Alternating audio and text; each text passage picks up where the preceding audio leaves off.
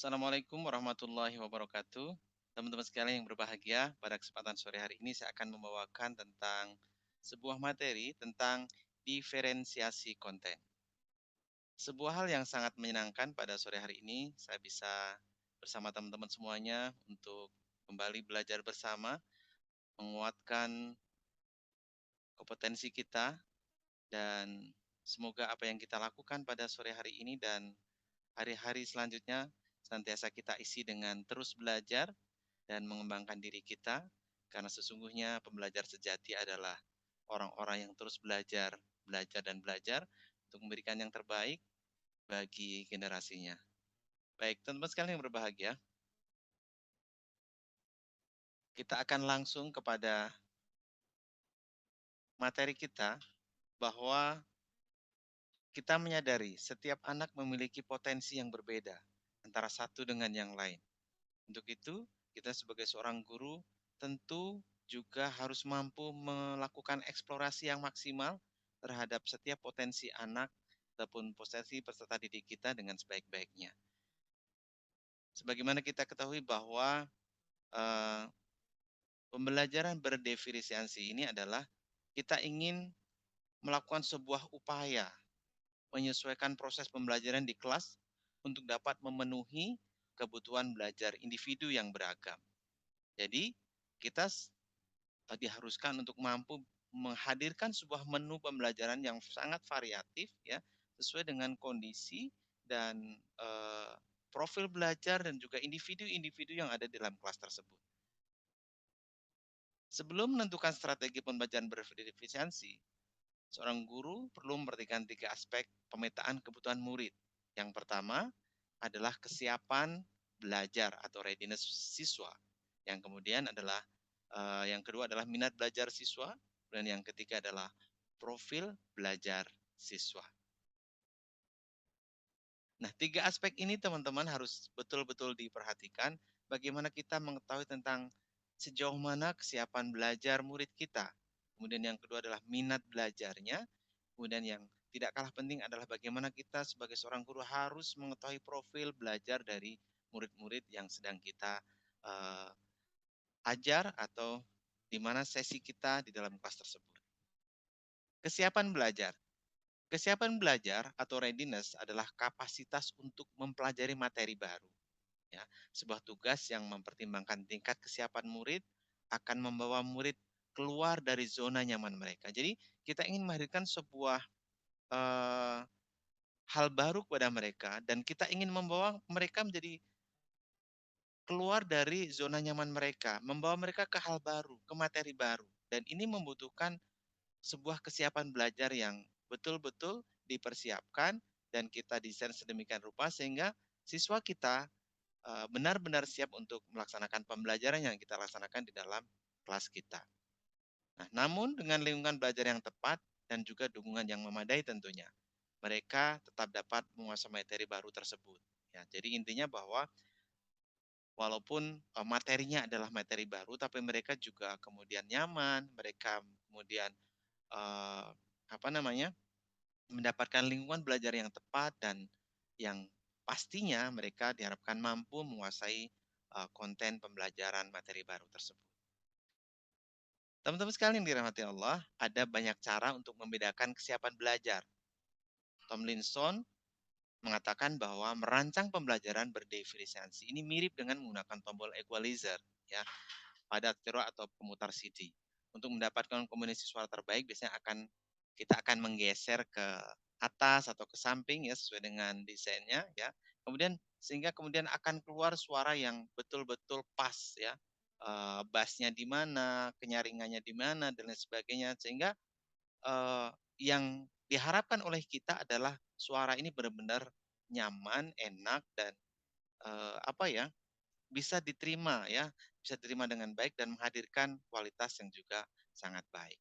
Sama dengan ketika kita mengajar di dalam sebuah kelas, maka menyesuaikan tombol-tombol tersebut harus mampu kita rasakan, harus mampu kita lakukan, dan harus mampu kita create sehingga betul-betul eh, setiap kebutuhan siswa atau kebutuhan murid kita ini bisa terakomodir dengan baik. Ya.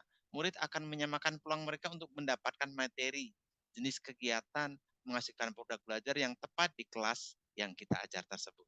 Jadi ini sangat berkaitan dengan jam terbang kita ketika kita mengajar. Kalau kita berada di kelas A mungkin posisinya ada di sini. Kalau kita di kelas B posisinya ada di sini dan lain sebagainya. Jadi betul-betul ketika kita sudah menyelami profesi kita, kemudian juga kita banyak pengalaman dan sebagainya, kita akan tahu, kemudian juga mengenali kelas tersebut, kita akan tahu bagaimana kita memposisikan tombol-tombol tersebut dengan baik, sehingga tadi bahwa kebutuhan siswa-siswi kita di kelas tersebut dapat terakomodir dengan baik. Nah, teman-teman sekalian, di The Equalizer ini yang kita adaptasi dari Carol Ann Tomlinson ini, bahwa misalnya tentang bagaimana pembelajaran itu bersifat mendasar atau bersifat transformatif. Nah, ini kita juga harus bisa menyesuaikan. Kemudian pembelajarannya bersifat konkret atau abstrak, ya. Nah, berarti abstraknya berapa persen, atau kira-kira kita lebih ini di mana dan lain sebagainya. Kemudian kita menggunakan pendekatan yang sederhana atau pendekatan yang kompleks. Nah, tentu ini akan sangat dipengaruhi oleh input, ya, oleh input siswa-siswi kita di kelas kita, ya. Kemudian terstruktur atau terbuka, tergantung atau mandiri, ya. Contoh kegiatan yang kita lakukan di kelas ini uh, benar-benar kita desain dan tergantung dengan desain kita, atau mereka kita biarkan untuk bekerja secara mandiri. Kemudian temponya misalnya butuh tempo yang lambat atau tempo yang cepat, ya. Dan ini teman-teman sekalian, saya kira itu kepawaian kita sebagai seorang guru harus mampu meramu semua komponen ini menjadi sebuah menu yang pas gitu, yang sesuai, dan insya Allah dengan begitu pembelajaran kita akan menjadi pembelajaran yang menarik dan mampu mengakomodir seluruh kebutuhan siswa-siswi kita. Nah, perlu diingat teman-teman sekalian bahwa kesiapan belajar murid bukanlah tentang tingkat intelektualitasnya atau IQ yang kita kenal selama ini. Jadi, mau dia anak yang cepat ataupun memiliki IQ yang tinggi atau yang sedang atau bahkan mungkin yang low, yang biasa-biasa saja, ini semuanya harus kita kondisikan. Ini lebih kepada informasi tentang apakah pengetahuan atau keterampilan yang dimiliki murid saat ini harus betul-betul kita pahami sesuai dengan keterampilan atau pengetahuan baru yang akan diajarkan. Adapun tujuan melakukan pemetaan kebutuhan belajar murid berdasarkan tingkat kesiapan belajar adalah untuk memodifikasi tingkat kesulitan pada bahan pembelajaran sehingga dipastikan murid terpenuhi kebutuhan belajarnya. Ya, jadi teman-teman katakan bahwa ini sangat penting sekali. Jadi modifikasi kita tuh kayak gimana itu tergantung kesiapan siswa-siswi kita.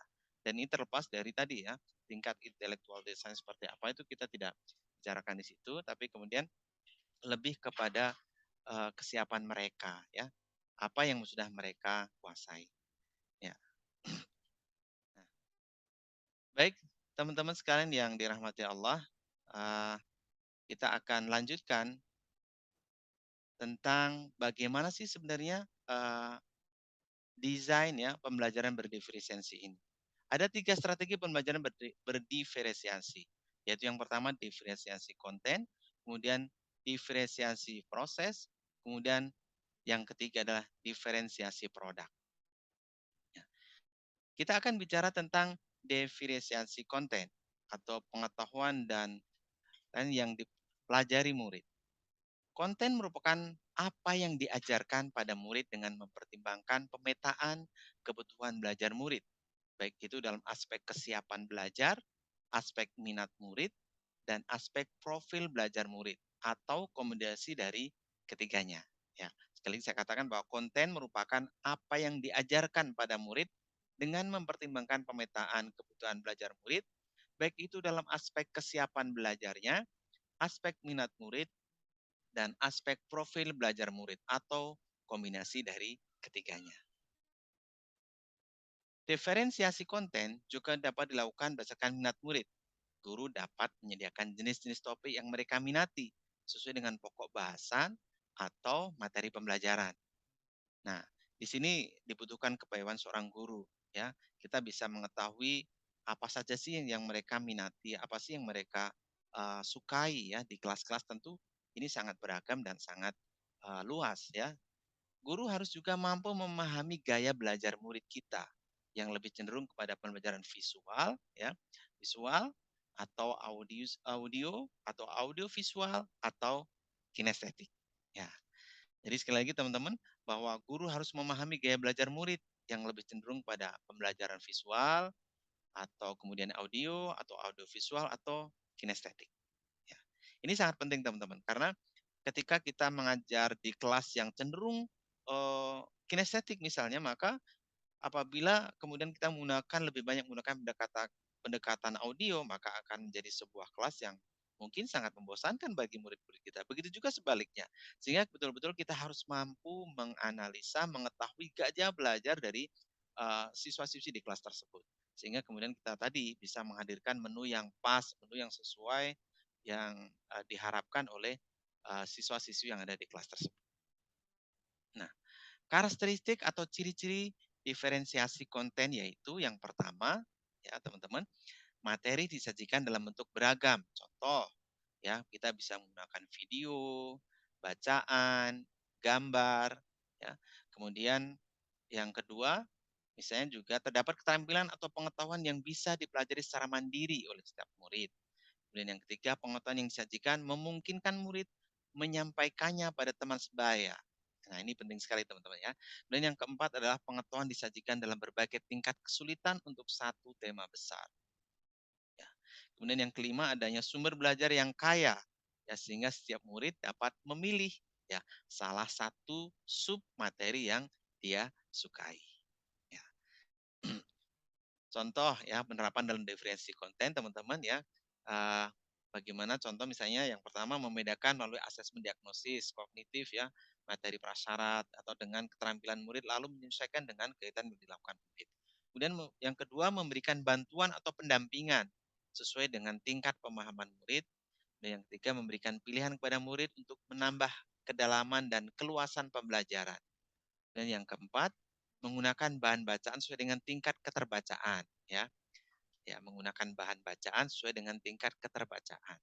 Dan yang kelima, menyediakan lembar kerja ya, yang berisi panduan dan langkah-langkah yang harus dilakukan oleh siswa-siswi kita atau murid-murid kita. Nah, ini teman-teman sekalian beberapa contoh yang bisa kita lakukan di dalam kita menyajikan uh, penerapan ataupun pembelajaran diferensiasi konten. Baik teman-teman sekalian, kita mungkin break sejenak ya untuk uh, kita melakukan tes sedikit ya tentang bagaimana sih apa gaya belajar kita. Namun mungkin karena waktu ya kita akan lanjutkan. Ya.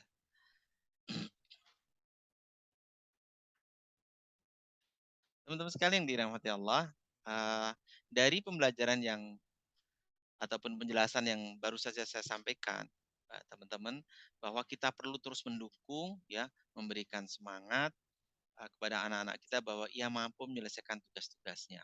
Ya. Komunikatif, tetap punya produktif dalam melakukan tugas-tugas di rumah, memotivasi agar terus lebih baik, melakukan penerimaan dan menghargai usaha yang telah dilakukan, tidak banyak mengkritik, terus menggali minatnya, aktif mencari tahu kondisi sekolah dan teman-temannya.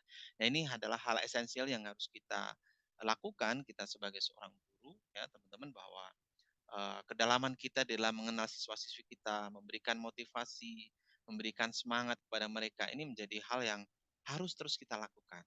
Karena guru yang baik, guru yang hebat adalah guru yang mampu menjadi inspirator, ya menjadi inspirasi bagi siswa-siswinya.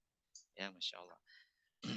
Dan teman-teman sekalian, bahwa kita sedang menyiapkan calon-calon generasi terbaik bangsa ini.